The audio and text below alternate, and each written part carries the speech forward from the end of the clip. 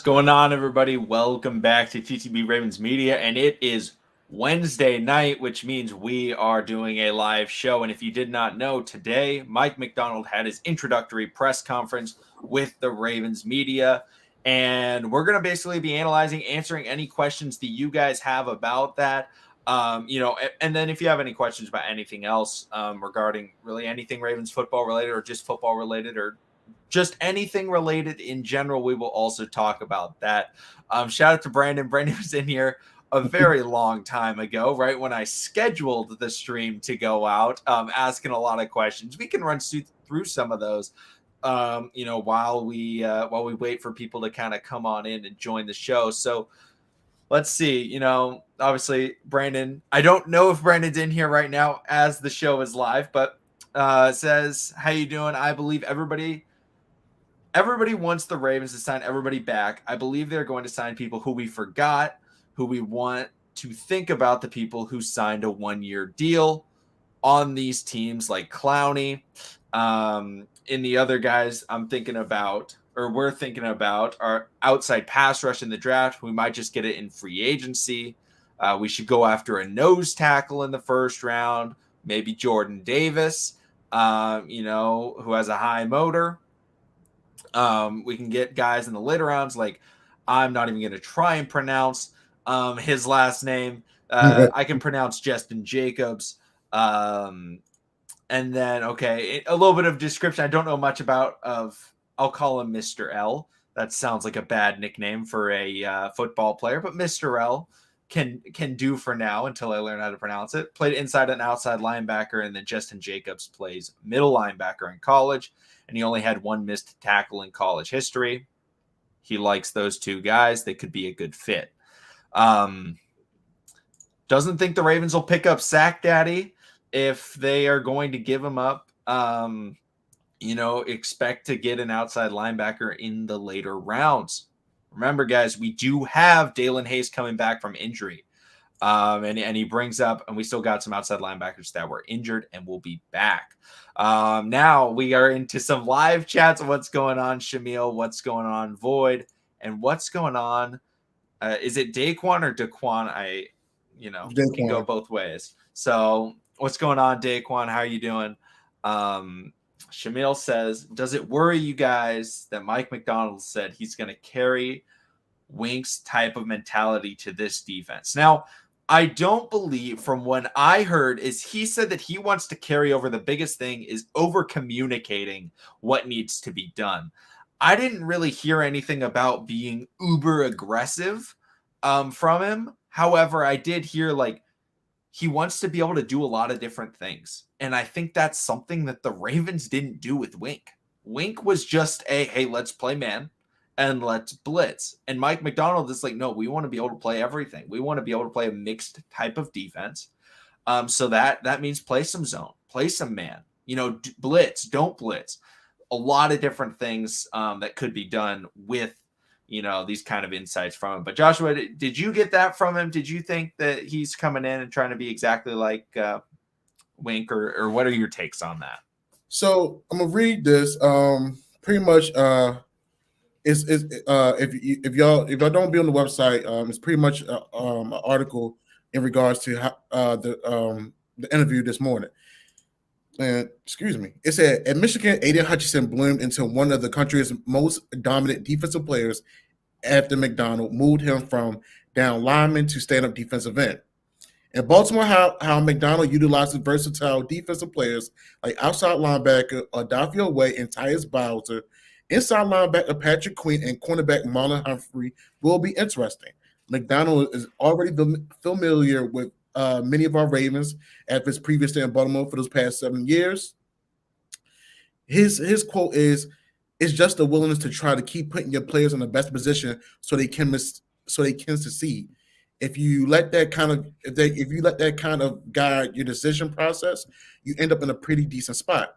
The first thing you want is a cohesive unit. You want everybody to have each other's back. There's a certain style it takes to play like a Raven. You want it to be multiple. You want it to be flexible and adaptable.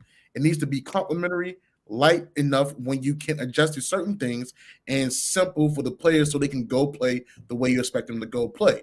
Now, with that being said, now if people refer to the way Wink Martindale schemes up players and use athleticism, yes, he's going to still use that. If you didn't catch that in that just that little tidbit that I read, but understand this: he ran multiple defenses in Michigan. He understood players' strength. He actually went into Michigan and had conversation with guys that he knew was going to be starters, and just to get a grasp of what they wanted to do, how they wanted to play. So I feel like he's going to do the same thing once he meets all his guys. He's going to have a conversation with Patrick Queen. He's going to have a conversation with Malik Harrison, Marlon Humphrey, Adolfo Wade, Tyus Bowser. Even while he's healing and stuff like that, Broderick Washington, Justin Metabike, even Marcus Peters. So when he finds out their mentality, how they really want to work, how they really want to go about things, I feel like McDonald's going to make the best scheme available for these players to succeed. So and it's already good that he does have that relationship with some of the guys already. I mean, heck, if you're not on Twitter already, PQ, LJ Fort, Tyus Bowser, they was already happy and welcoming, the homecoming of Mike McDonald. So they know, obviously, as a linebackers coach, what he was bringing forth for the table. So now seeing him in the defensive coordinator role, I'm really interested to see what he's going to bring. So, I wouldn't be so gung-ho on the similarities to him and Wink Martindale. If y'all didn't realize, he did say that, in certain games, if you play a Patrick Mahomes and you play a Joe Burrow, you got to play differently. You got to scheme differently. So don't expect everything to be the same no matter what. He's willing to get the schemes right in order to, put a successful defense out there every Sunday.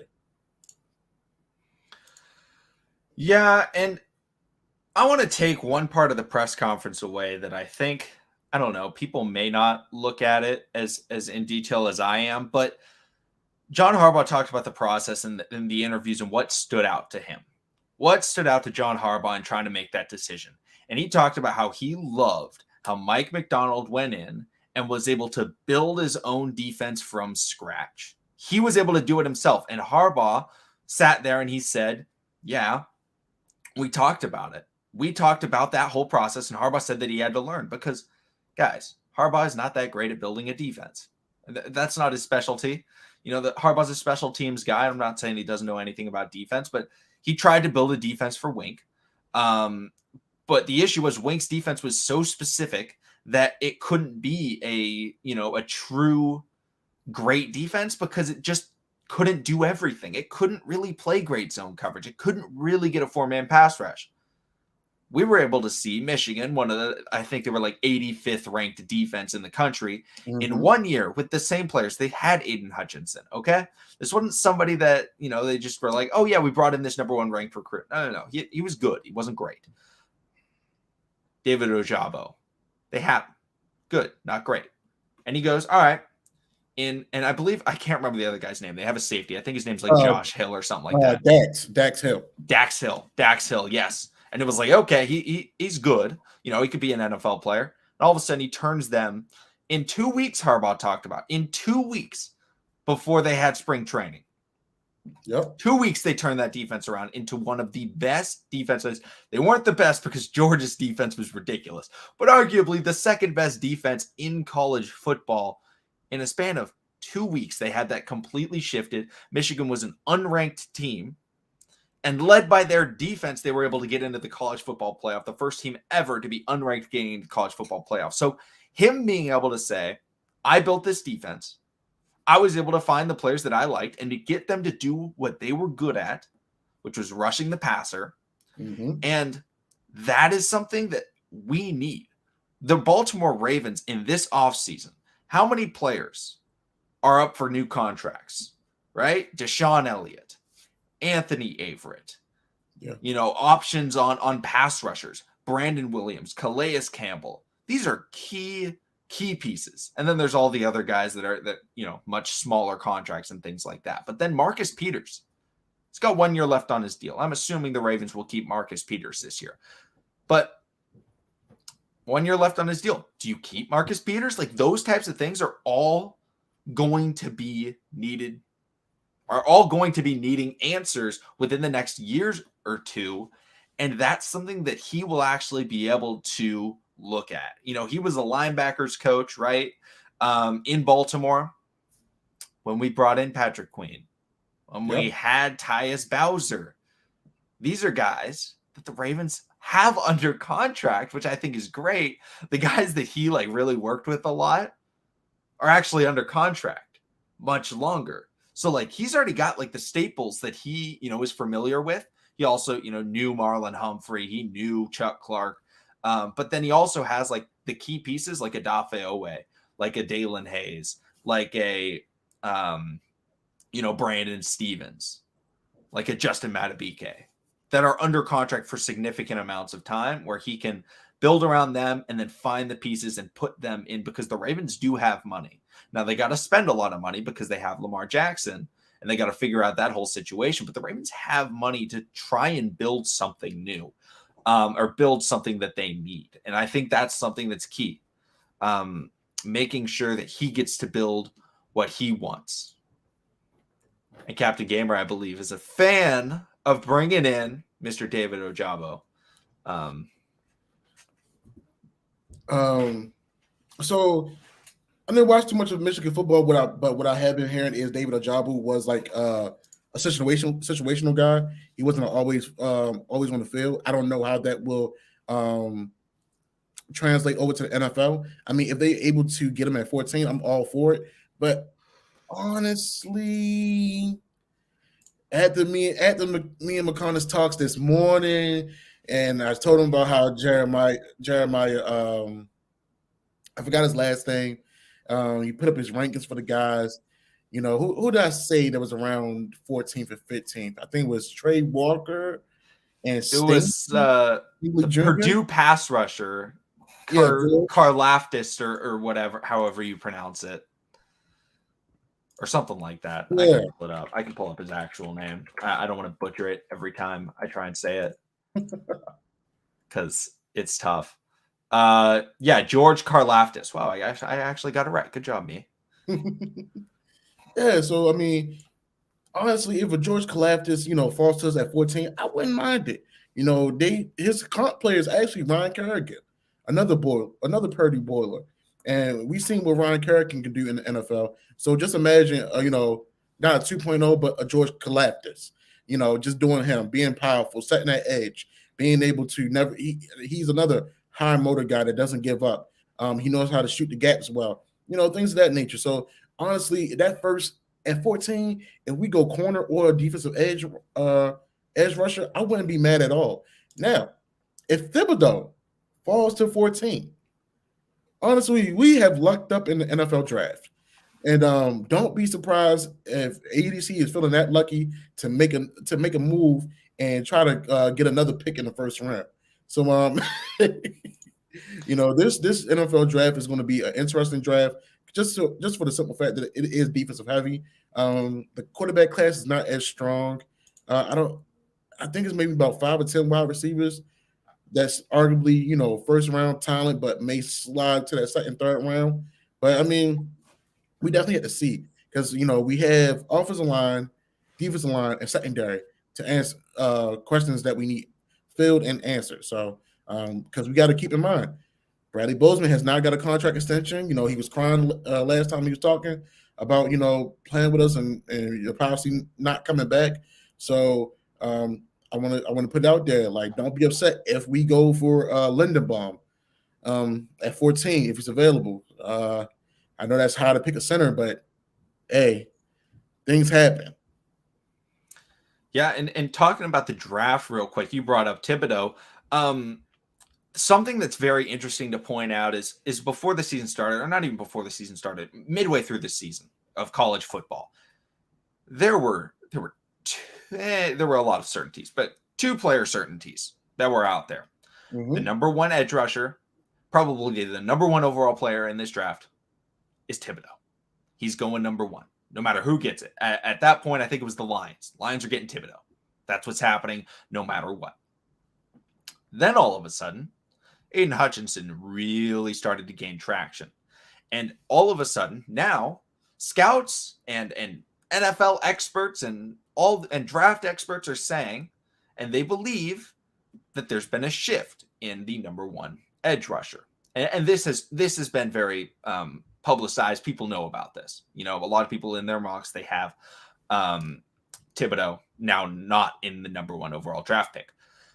However, another player, a young man out of LSU, who was considered to be the best cornerback prospect since Marshawn Lattimore. Now, if you don't know, Marshawn Lattimore was a phenomenal prospect out of Ohio State. And when he came into the league, he dominated. I mean, this dude put the clamps on Julio Jones. This dude put the clamps on Mike Evans. It was unbelievable. We had not seen a rookie cornerback do that in a very long time. To come out and play those caliber of wide receivers that well, he was phenomenal. Everyone has been thinking Stingley is the number one cornerback. He could be a future Hall of Fame cornerback with how good he is. Like, his potential is unbelievable. Yep. All of a sudden, there's been a shift. There's been, every year we get these guys that everyone starts to key into. Everyone starts looking at.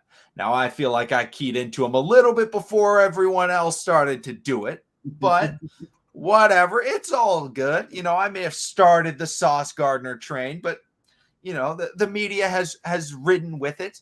And Sauce Gardner all of a sudden is really starting to climb in people's draft boards. And I'm seeing a lot of NFL expert mock drafts. This isn't like fan mock drafts. These are expert mock drafts where Sauce Gardner's going to where people were thinking Stingley would go.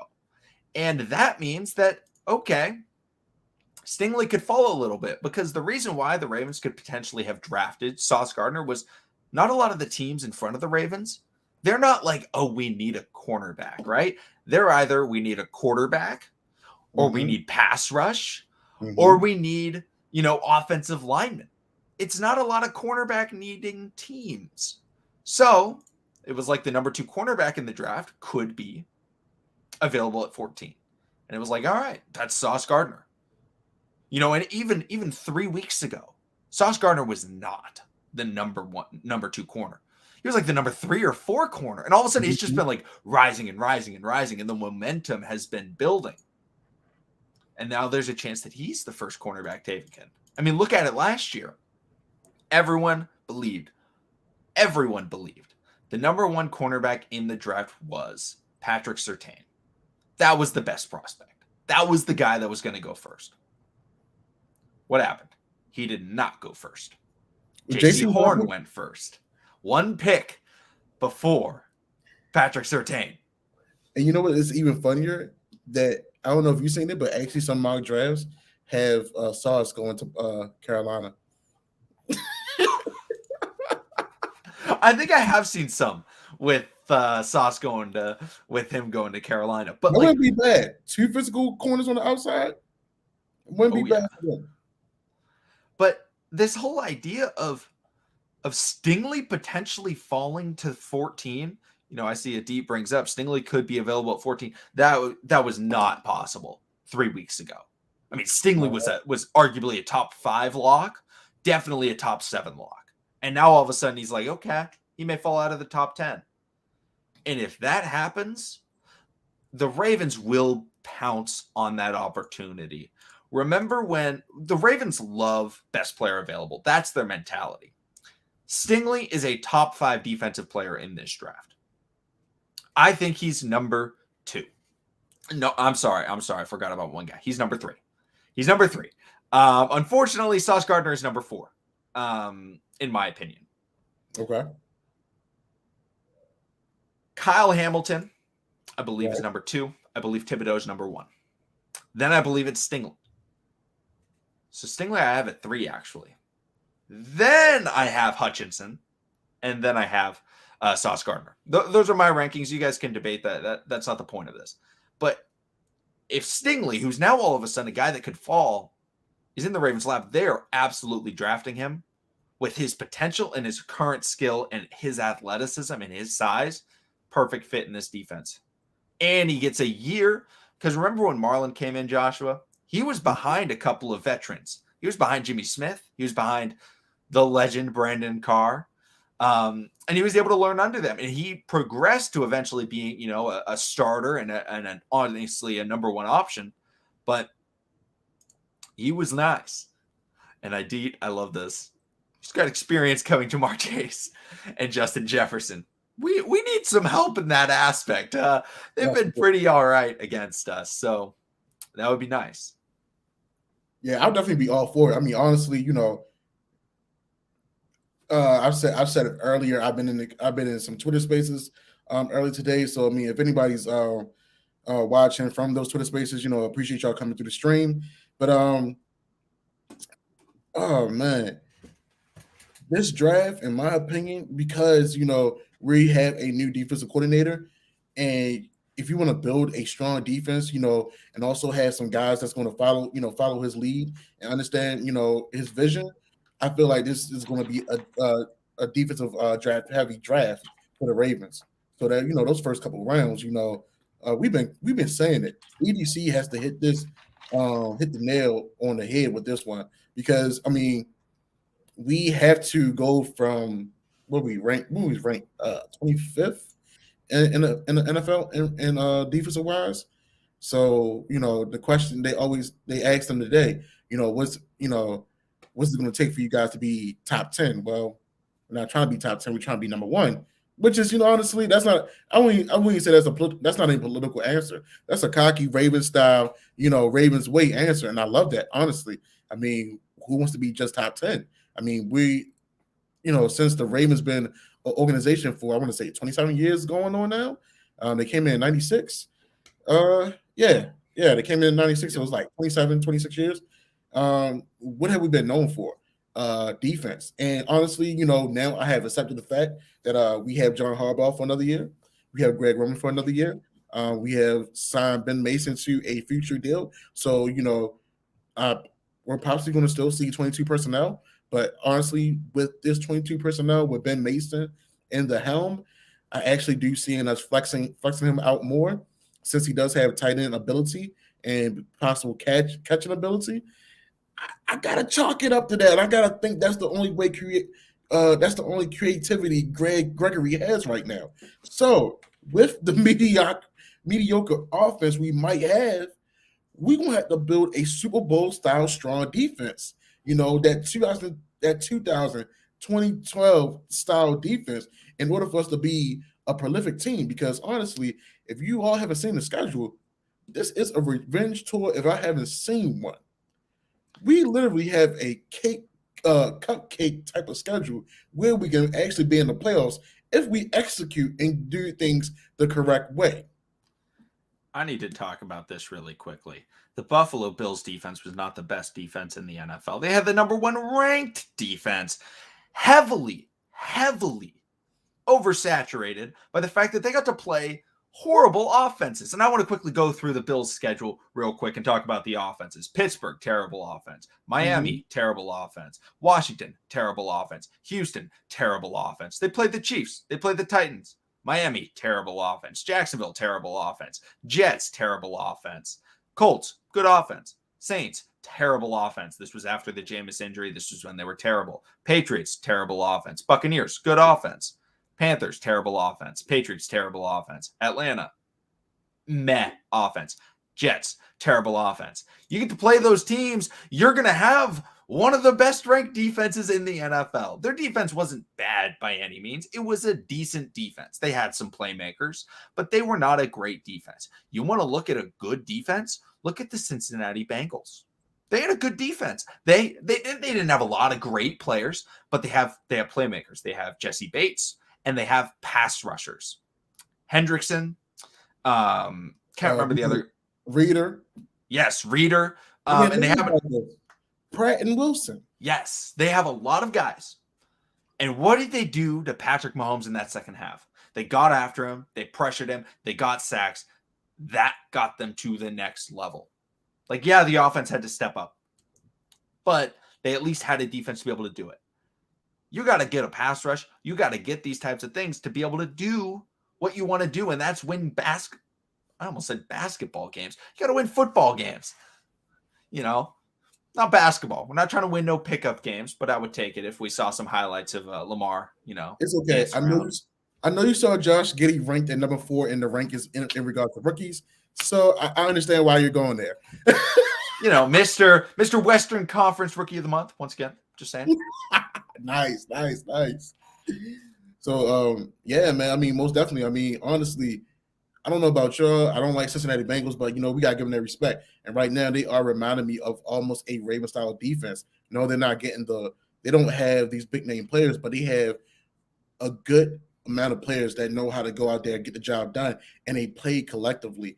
Honestly, that last play in overtime against Kansas City was a collective team play. I mean, heck. Now, granted, Patrick Mahomes, he shouldn't went for the big throw, but we all know Patrick Mahomes is either go big or go home. And Jesse Bates was literally right there, punched the ball out of Tyreek Hill hands. Bell caught it for the interception. Joey B and Jamar Chase and company marched down the field. Kicked in Everson McPherson. He pulled out his best Justin Tucker impression and got him into the Super Bowl. So I mean, this Cincinnati Bengals team literally reminds me of a Ravens team right now because the defense is good. The offense, I'm not going to say it's great. It's subpar, and they have a good kicker. Yeah, and I want to talk about a great defense. I believe the best defense in the NFL belongs to the LA Rams. If you guys watch them play against the Buccaneers, they stifled that offense. And that is an offense with Tom Brady and Mike Evans and Rob Gronkowski and a pretty darn good offensive line. The issue is why they aren't ranked as high. One, they added Von Miller late. Two, they had to play against Kyle Shanahan and the Niners twice. They had to play against Russell Wilson twice. They had to play against Kyler Murray and the Cardinals twice. They had to play against the Bucs in the regular season. So, schedules make a difference in where your defense is ranked. You got to watch the games and watch who they're playing to see how good they actually are. Because, yes, a lot of defenses can take advantage of playing against rookie quarterbacks, like the Bills defense did. They played Zach Wilson twice. They played against, Davis Mills. They played against Trevor Lawrence. A lot of guys. Mac Jones twice. They can take advantage of that. So, overall, building a defense is still wildly important. And I think so many people are forgetting that because there aren't that many great defense. I think there's only one great defense in the NFL, and that's the Rams. There are no other great defenses. There are a couple good defenses, but it's a lot of meh and bad. And that leads everyone to think, oh, it's just offense in the NFL now. No, just a lot of teams focus on offense, but there's still a lot of great defensive players, right? Because you still got Ramsey. At the end of the day. Guys can go out there and do their thing, right? Khalil Mack can still pick up an offensive lineman, throw him on the ground, and get a sack. There's guys. Yeah. The issue is teams don't utilize them. Teams just don't build around them, and they don't get the schemes to do it. The Ravens are going to try and get the scheme to do it, to build around them, and to draft guys that can play in that system. I mean, look at their last draft. Athleticism. That's what they went after. Brandon Stevens, Odafe Oweh, Dalen Hayes, Ben Mason. I mean, that's what they wanted. Athletic for their position. Yeah. So, and I don't know if you know. I know everybody's probably wondering, who do we have our eyes on? I know EDC is down wherever the Shrine Bowl is for the seniors. They've been looking at 48. They looked at over 48 players, but due to this article, here's their short list of guys that they're looking at. Defensive edge is Kingsley Ingnaber out of South Carolina, excuse me. Daniel Falahi out of University of Minnesota. Here's a name that we should remember. McConnell Jermaine Johnson out of Florida State University. Zion Johnson out of Boston College. He plays center and guard. Travis Jones out of University of Connecticut. Trey McBride out of Colorado State. Ooh, Trey McBride is nice. Roger McCray out of Auburn.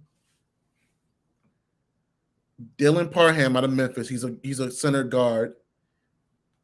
We do love our big body guys. Jalen Tolbert out of South Alabama, 6'3", a 6'3" body, 82 catches, 1,474 yards, and 8 touchdowns. And last but not least, Devontae Wyatt out of Georgia.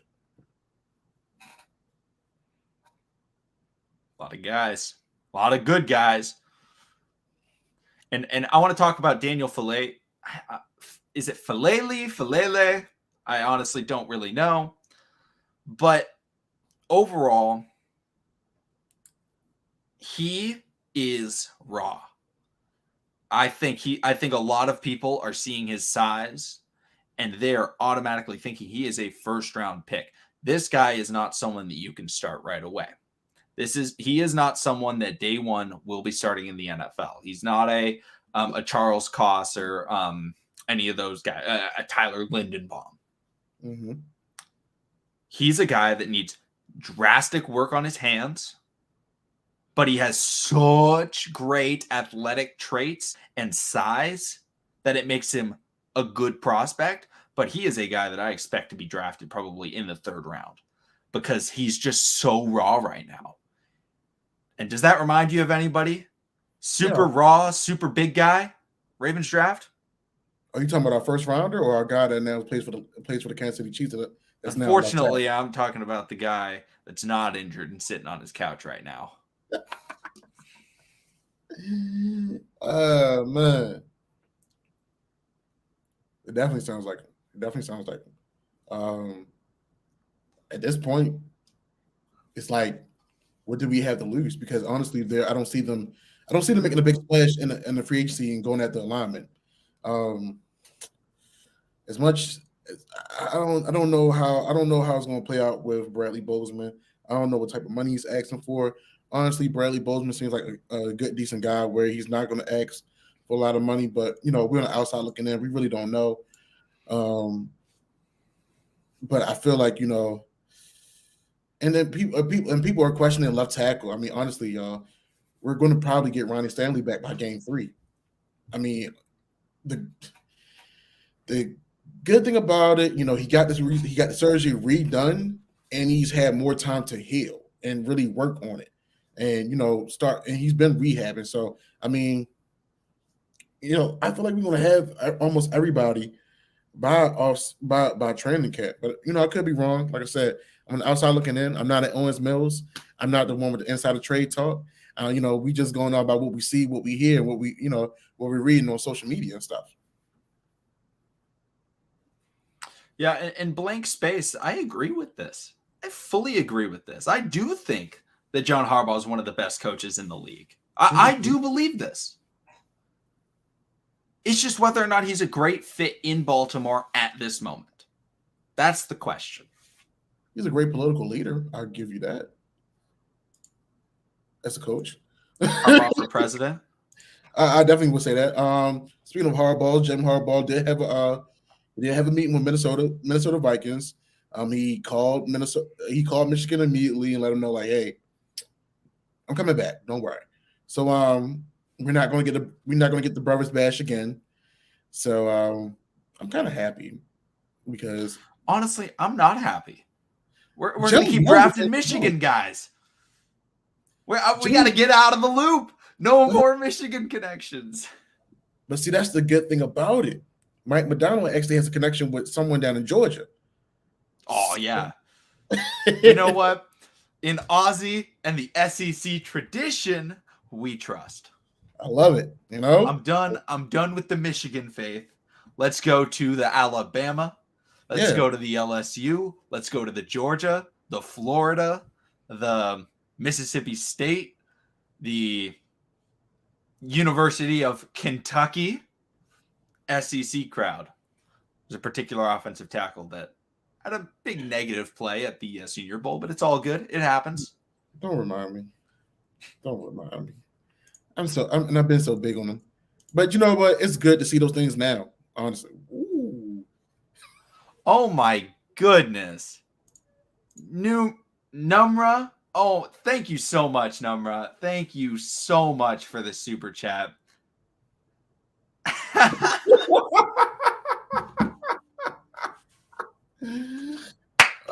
got you, Numra. I got you.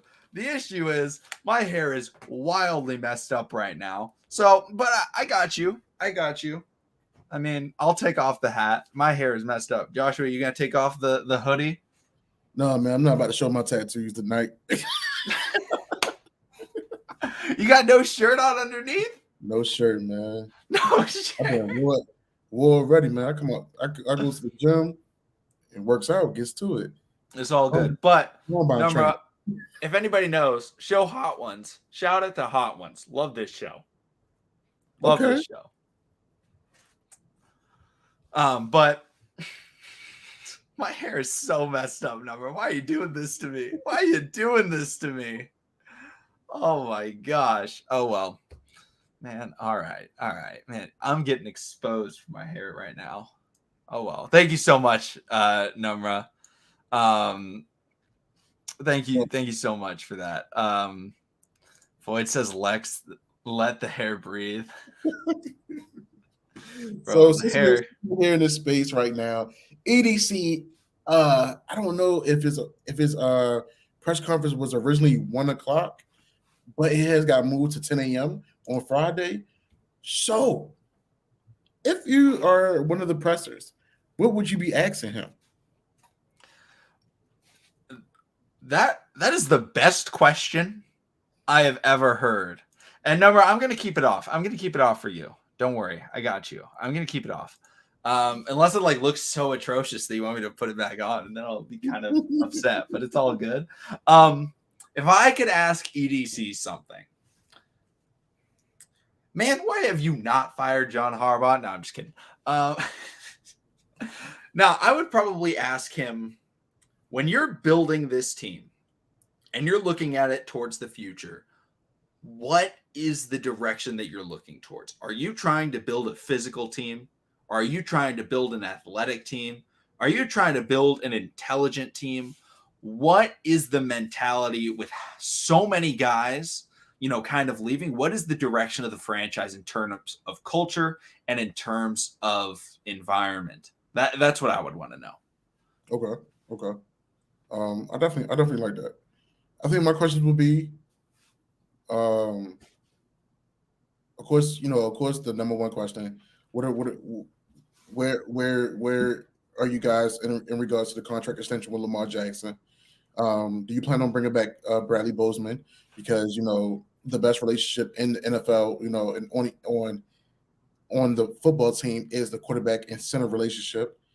And how much do you trust John Harbaugh to hire a coaching team that is competent to get them to a Super Bowl?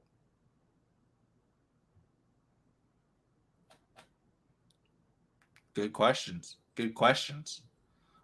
Now, Eric DaCosta would obviously give the most diplomatic answers that don't answer anything at all. He has to.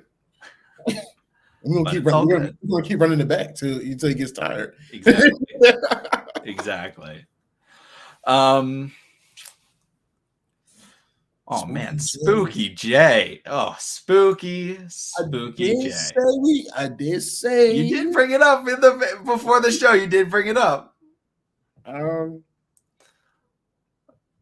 I'll take it first. All right, cool. So obviously, I think most people know the Brian Flores situation. Brian Flores has come out and is suing the NFL because he believes that, the NFL and the way they go about their hiring practices, and not just once you get the job, but the way that you are treated, as a minority in the NFL, is not at the same level as, I guess the majority is the opposite of minority. And he's come out and he said things that, like, he's been offered to tank games. He's come out with a lot of things. I don't think all of it were related to the NFL and the racism, but I think that was the central idea, and other coaches have talked about it. And obviously the NFL put out their statement. The NFL put out their statement on, oh, no, we're not racist. Of course they're going to put that out there because they're not going to openly claim that they are. But when you look at the NFL and you look at how many players play in the NFL, What percentage of them are black players, Joshua, would you expect? Damn near 96%. Yeah. 2% is Polynesian, if I'm saying that correctly. Yeah. Polynesian, yeah. And the other 2% is maybe Caucasian. Yeah. It's almost all black in the NFL. And now, how many coaches in the NFL are black? Head coaches. I'm gonna say this: African American coaches get contracts like veteran players, one and done. Sorry to say it. You ain't gotta call out the NFL like that, but it's true. It's true. There's only one. There's only one coach in the NFL. There's one coach. It's Mike Tomlin. Shout out to Mike Tomlin. Absolutely incredible coach. Mike Tomlin has a year over John Harbaugh.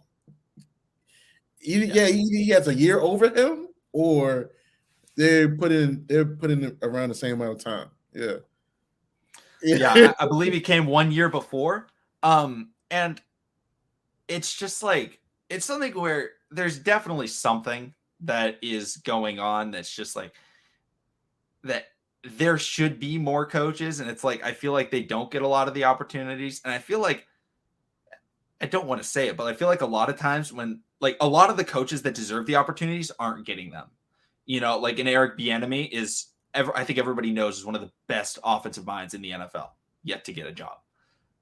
Whereas then there's guys like Hugh Jackson, which also Hugh Jackson apparently was paid to lose games by the Cleveland Browns apparently. So say that he's actually backing Brian Flores, and it's also been I'm going to say an analyst. I don't know if he's in Florida. Young African-American male, I forgot his last name, but he's also said he can be a witness to them asking Brian Flores to forfeit games and paying them. So, I have somewhat of an inside connection having talked with Anthony. I've talked to Hugh Jackson as well. But if you guys don't know, Anthony basically, or Tony, he used to do a show with Hugh Jackson before he got the job at Grambling State, or actually it was Tennessee State with Eddie George. Then now he's the head coach of Grambling. And I saw him on Twitter. He said that that Hugh Jackson, he's seen documents that say like, no, like actually it had like, no, there was really bad stuff from ownership going on. And I honestly have no idea if it's true. Honestly, I'm kind of appreciative that the Cleveland Browns were tanking. It helped the Ravens out a little bit. Maybe the kick six from Will Hill, maybe that was intentional.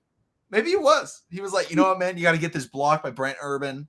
Let Will Hill return this for a touchdown. But no, yeah, I mean, there's definitely a lot of underlying things, but that's not, the NFL is obviously a huge staple, but like, I mean, that's not just like NFL. That's just the United States and the world. That's not just an NFL thing.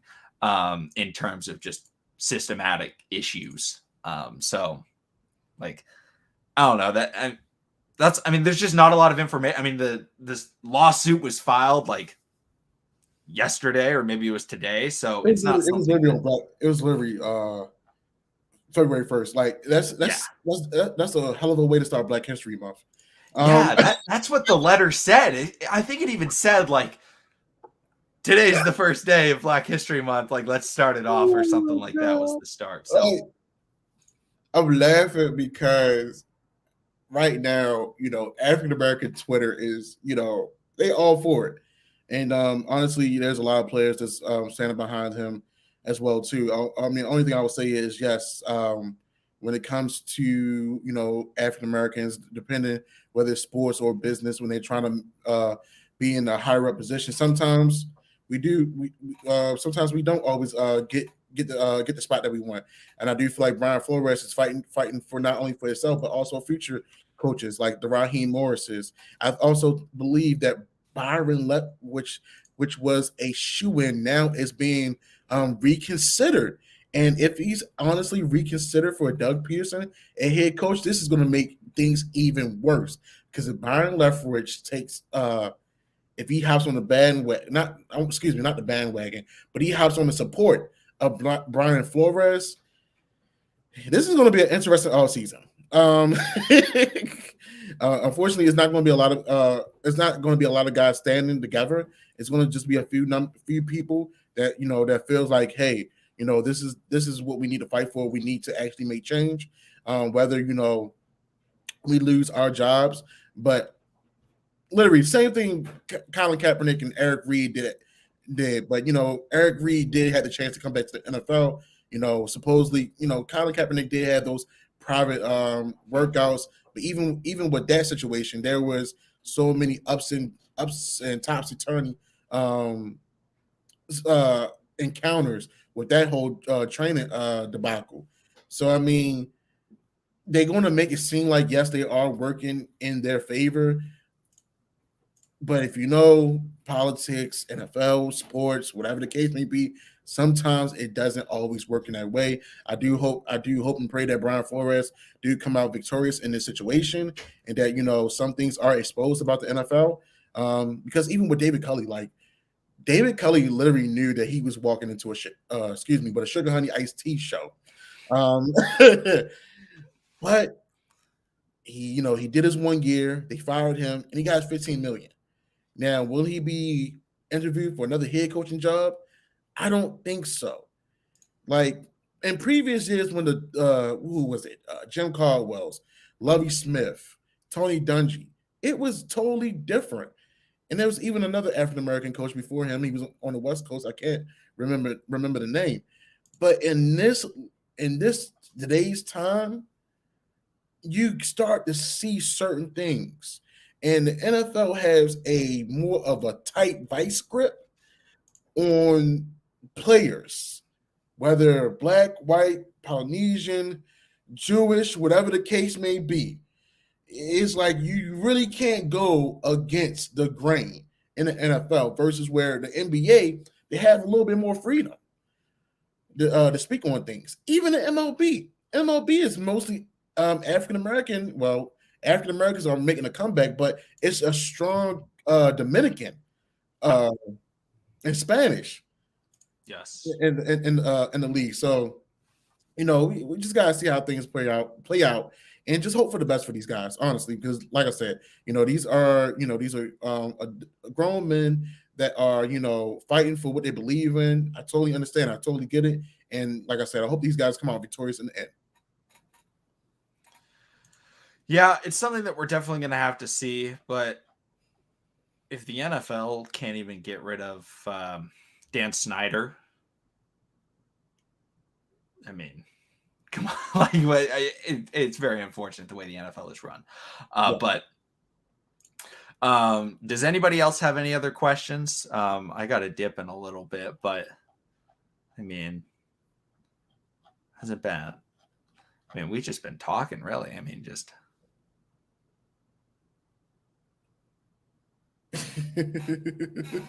Spooky. Yeah. So this is true. Yeah, exactly. Like half of the NFL owners, like mob bosses, they got that old money. I mean, the Atlanta Falcons owner, what he literally owned Home Depot. So, but I mean, hey, sometimes that's how the cookie crumbles sometimes. But I will ask you, how do you feel about Steve Saunders coming back into the facility?